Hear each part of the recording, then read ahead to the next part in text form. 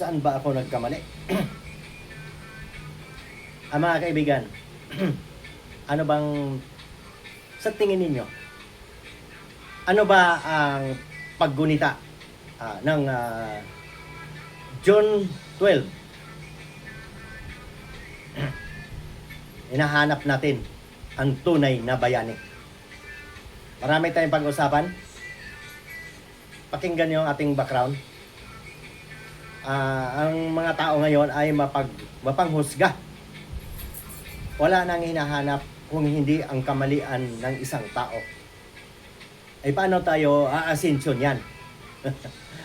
Samantala, noong araw, ang ating mga bayani ay pilit na ipagtanggol ang sarili at ang bayan para sa kasarinlan.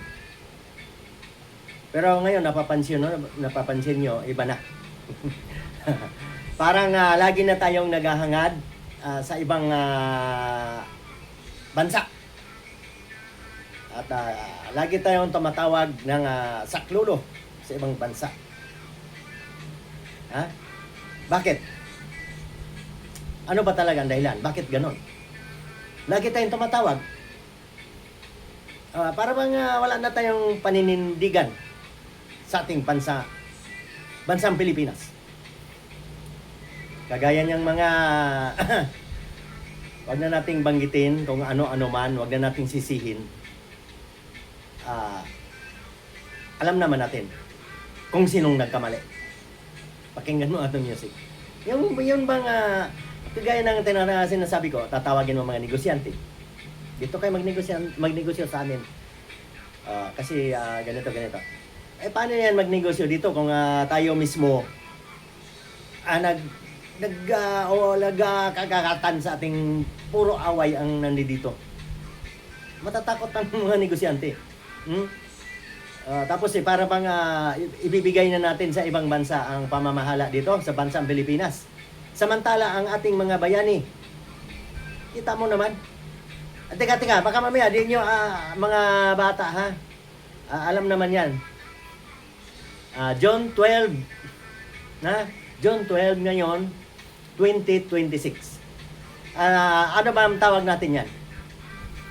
Magpagdiriwang, magsaya, alalahanin ang mga bayani. Para sa akin nalimutan na ang mga bayani. Hanggang ano na lang tuwing ganito, June 12, pupunta ka sa mga sabihin natin sa Lunita, yung mga bandila.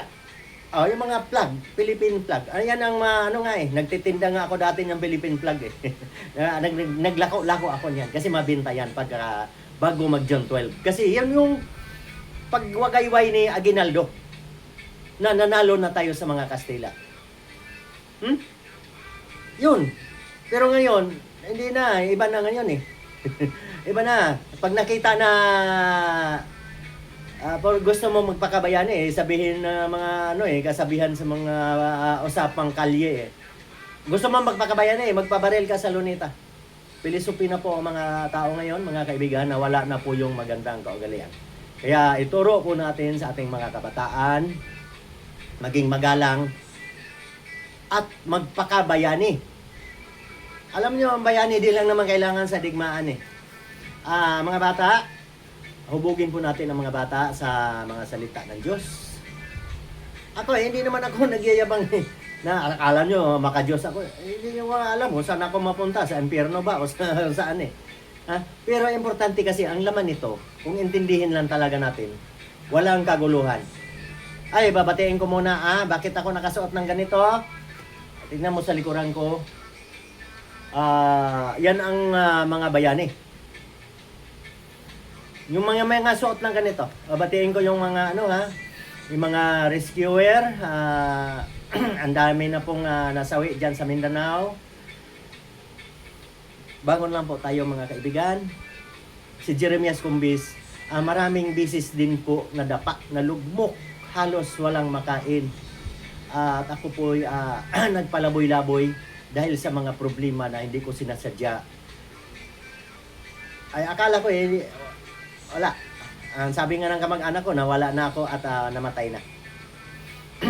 Pero pag ang Diyos na hindi pa niya talaga kunin ang buhay mo, ibig sabihin, mayroon ka pang gagampanan sa mundong ibabaw.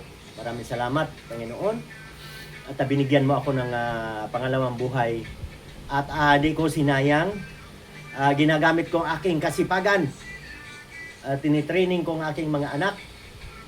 At sa awa ng Diyos, nakapagtapos ng pag-aaral. Ako isang grade 1 pero nakabawi po ako sa aking mga anak. Mga kaibigan, ang aking vlog ay sa aking sarili. Di po ako nangingialam sa ibang tao. Sa aking sarili. Bakit ako nagsuot ng ganito? Yan na nga, yung mga rescuer, yan yung mga bayani ngayon, ha? Nakikita mo ba mga rescuer na may suot na mga ganito kasi para makita ka doon sa madilim. Ibig sabihin na yun ang mga bayani na lang siguro ngayon. Kasi yung mismong mga leader natin, nagpapakabayani tapos nagkakagatan sa sarili. Hindi ganyan ang bayani. Magkaisa, pagtanggol ang bansa, hindi lang ang sarili. Ngayon, iba na eh. Pagtanggol ang sarili, grupo. Dito tayo, dito tayo. May pagkakaisa bang ganyan? Hindi yan. Pagkawatak-watak ang tapos bibinta tayo sa ibang bansa.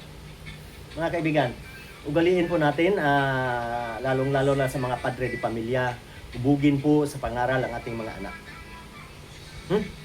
Para po, tayo ay, ano mo ba ang bayani?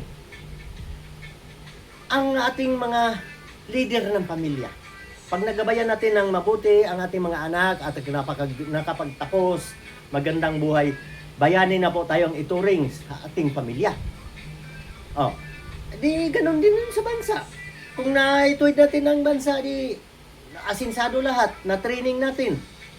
Yun dapat ang gagawin ng mga leader ng bansa. I-training natin ang mga tao, paano magsipag. Hindi natin turuan ng katamaran. Kasi, kaya mo ba? Kaya mo ba ibigay lahat ng, kahit na gaano kadami ang pera mo, ikaw leader, kung gaano kadami ang pera mo, kulang yan. Kasi sa daming tao eh. Ang training sa mga tao kasipagan, magiging magkaisa, maka-Diyos, para magtagumpay ang buong bansa. Hindi yung turo-turoan natin ng pagkawatak-watak. Sige, sana tumalima sa ating mga isipan. Mga kabataan, tayo mismo ang magpakabayani sa ating sarili, lalong-lalo na sa mga farmer na kami nasa syudad, umaasa kami sa mga farmer at yan ang mga bayani. Mga negosyante, mga farmer na kinukuha na ng tax nitong mga nag-uumpugang malalaking bato. Saan ba galing yung pera ang pinag-aagawan ninyo? Galing sa aming na mga mahirap. Ako, senior citizen na, ako makayod para makapagbayad lang ng tax. Wala naman kaming kawala eh.